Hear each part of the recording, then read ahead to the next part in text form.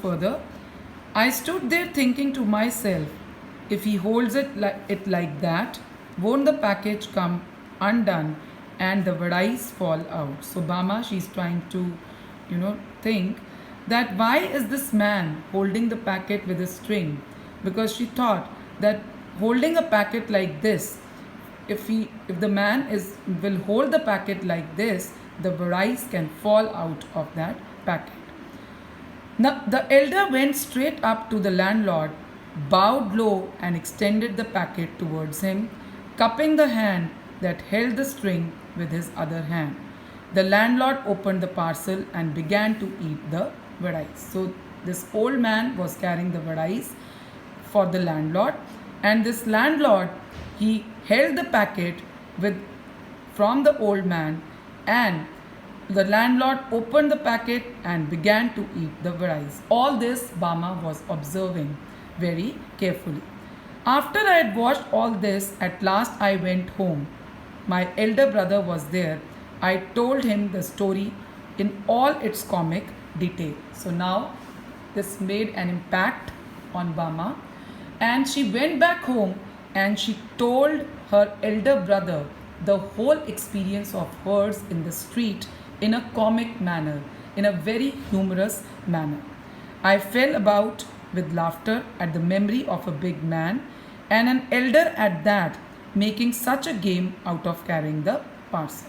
But Anna, who is Anna, brother of Bama, was not amused. He did not felt that there was anything humorous about that story. Instead, what he told, let's see. Anna told me the man wasn't being funny when he carried the package like that. He said everybody believed that they were upper caste and therefore must not touch us. If they did, they would be polluted. That's why he had to carry the package by its string. Now Anna, he tried to explain to her sister Bama that the man carrying the package from a string is not funny. You know why he was carrying the packet with the string? Because the upper caste did not want to touch the things which the lower caste people touched. They used to refuse to eat those things which the lower caste people touched. So he said that it's not funny. Instead, this is a case of untouchability. Now moving on to the next page.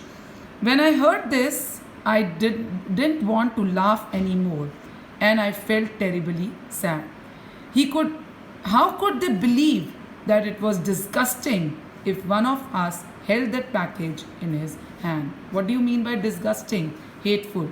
Even though the vadai had been wrapped first in the banana leaf and then parceled in paper, I felt so provoked and angry that I wanted to touch those wretched vadais myself straight away. So Bama was so shocked to hear that from her brother, that how upper caste people practiced untouchability, that she felt very angry, she felt infuriated, and she really wanted to touch that packet straight away. Why would we have to fetch and carry for these people? I wondered.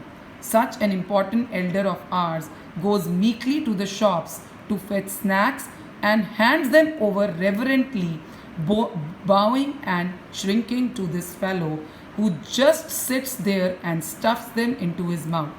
The thought of it infuriated me. Now see, she says that what is this nonsense going on, that such an important elder of ours goes meekly, means gently, to the shop to fetch snacks and hand them over reverently. Reverently means with deep respect, bowing and shrinking to this fellow who was just sitting there and stuffs the whole vadais into his mouth. So she says the very thought of this infuriated me. Infuriated me means made me angry. How was it that these fellows thought so much of themselves? Because they had scraped 4 coins together. Did that mean they must lose all human feelings? So she says, just because they have more money, So that is why they have lost all human feelings, these upper caste people. But we too are human beings. Now can you correlate this line with the with the